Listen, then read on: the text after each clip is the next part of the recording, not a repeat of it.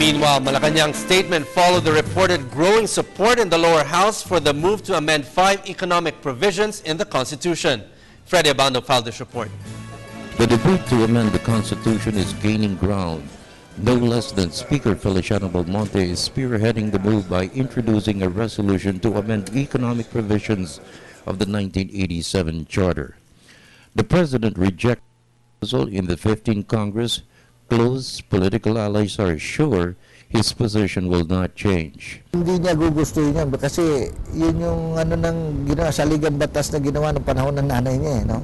So while it may be may mga konting dapat baguhin, ang kinakatakot niya kasi rin baka it might be opening up a can of worms eh. Kailangan sensitive din tayo sa ng tao eh. Kasi medyo yan, ticklish issue yan eh, medyo mabigat yan eh. Political lang ang dating yan eh. Governor Umali of Oriental Mindoro authored a bill proposing changes in the Constitution when he was a congressman.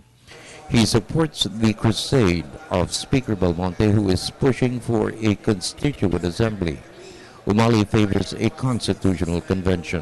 At the end of the day, ang gusto ni Presidente, if ever yan, I think it would be a constitutional convention na iba yung gagawa, hindi yung mga politiko.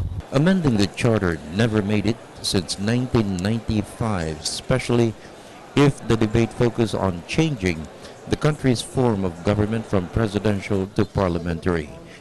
It was always viewed as an attempt to extend the power of a president in power. But Belmonte and an emerging majority of members in the House said this is the best time to amend 5 economic provisions which will attract the entry of more foreign investments. They said restrictive provisions affect the country's competitiveness. We're not competing among ourselves. We're competing with the world, no? And the world is competing for foreign direct investments. Everyone is attracting investment in different industries, allowing foreigners to completely own corporations in their own respective countries. No?